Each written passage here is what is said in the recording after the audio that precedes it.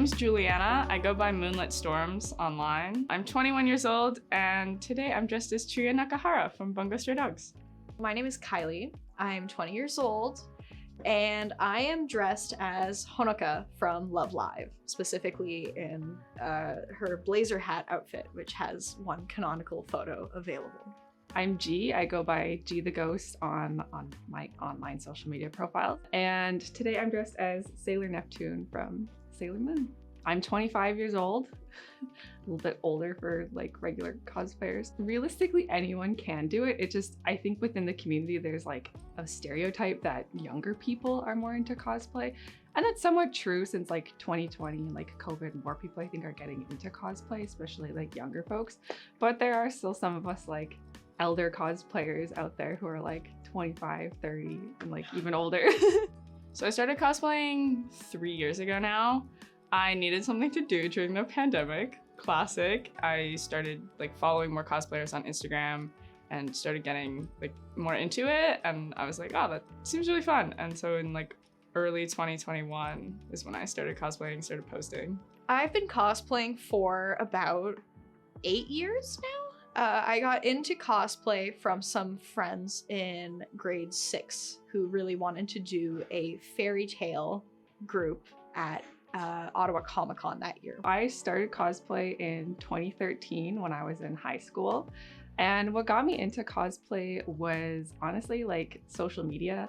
I was really active on Tumblr in like the 2010s, and I saw a bunch of really cool people in like the fandoms I was in doing like casual cosplay and stuff, and I thought like that is so cool. So I tried to sort of get my little foot in the door with that, and yeah, it just really took off from then. It's been a really great hobby. Yeah, the first cosplays that I did were, what do they call, like closet cosplays, where you find just like regular clothes in your closet that kind of suit the character or are very similar to clothes that the character wears. The first big cosplay that I put like a lot of effort into was Loki from the Marvel movies, and I actually crocheted a lot of it because I was really into crocheting at that time. So I crocheted like gold gauntlets and like a vest, and then also his like horn helmet from like the first Thor movie. I actually started as like a book talk cosplayer. What got me really started into cosplay was Critical Role. My friend got me to start watching it during the pandemic, and I saw all these like Critical Role cosplayers because they'll do highlights like in the middle of their live streams. And then when I started to be more active on TikTok, I got really into book talk. So the first cosplays that I did were actually Six of Crows cosplays. And then that kind of spiraled from there. So it was Lucy Heartfilia from Fairy Tale. It's just her season 1 blue outfit with like the blue cross on the front. I didn't have a wig, so it was done with my regular hair. I had my mom do my makeup. I had a couple friends with me. My sister was with me. One of my friends that I still cosplay with to this day was there with me too. Anything that I'm making like fully from scratch is about 6 months usually for me, because I also have school and work, and so I can't do it full time. But yeah, the big builds usually take me about 6 months start to finish. I also really like to do original designs. So sometimes I'll also just go, okay, this is something that is key to the character that I know I don't want to change, but I could maybe change a color palette, or I could change like a certain part of the silhouette. And then from there, I just kind of start making. I'm not like a super great sewer, but I learned everything from my mom, and then it's just a lot of trial and error, a lot of figuring it out. And then eventually when it's done, I get to wear it, and that's the best part. So I do hand make all of my cosplays, or at least like parts of all of my cosplays. And the process it's a very long process. But like first steps are kind of choosing the characters that you want to cosplay, and then for my personal like next steps, I'm really into sewing. So I'll take a lot of time to think about what kind of fabrics I want to use for it. I really like texture and like different kinds of like feels of different fabrics and texture. So I try to think really hard about that, and then is finding the materials, and then is sewing it all together, which usually takes a couple months for like, you know, a pretty big cosplay. I don't personally make my cosplays anymore because I don't have the equipment or the space to do that. However, I do enjoy going on Facebook Marketplace or on other resale websites, and I get most of my cosplays secondhand. This one was thrifted from a friend, and it was like 30 bucks-ish.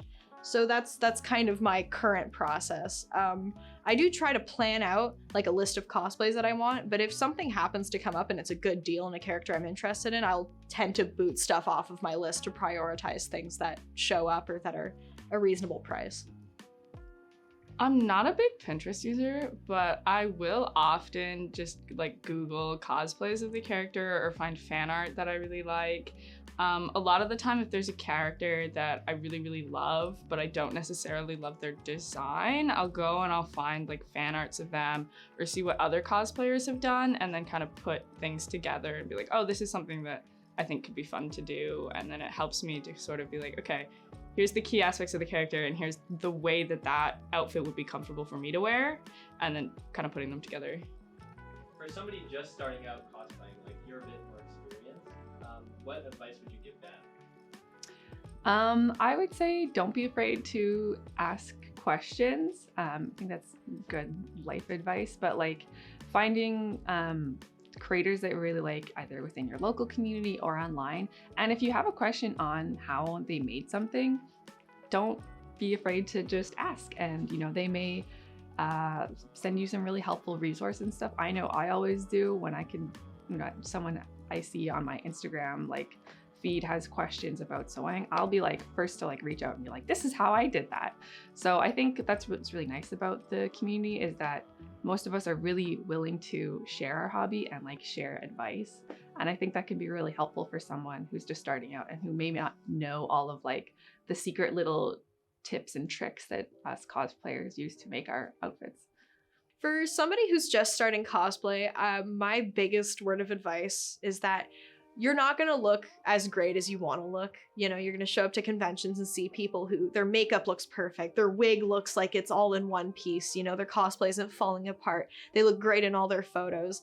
And even now, like 8 years down the line, I show up to conventions and I have a couple like outfit, wig, makeup mishaps and a couple disasters where I'm taking off my shoes, I'm pulling off accessories, I'm completely wigless. Like, it's part of the process that you get better, but it takes a long time to spend days and days and days at an event and not feel like you're falling apart in an uncomfortable and awkward costume, basically.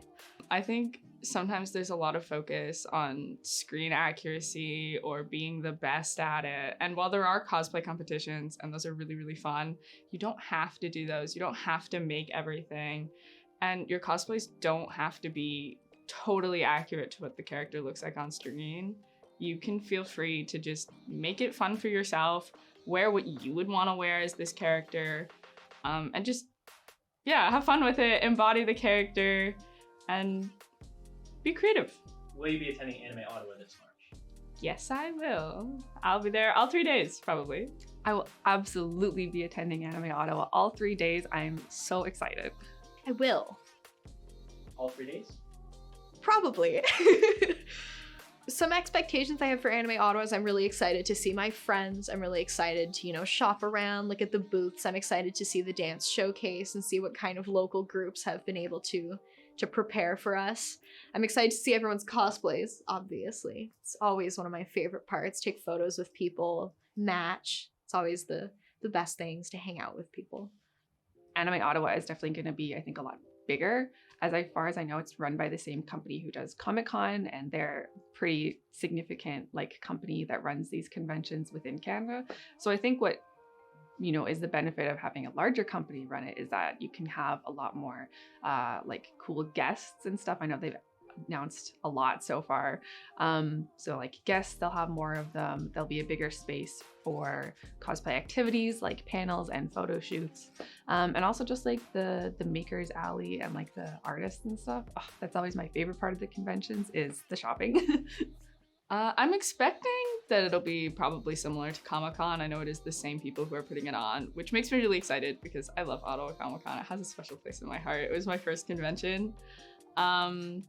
My hopes, I guess, are that it keeps growing. It's really nice to see an anime community in Ottawa, and it's really fun to get to go to cons.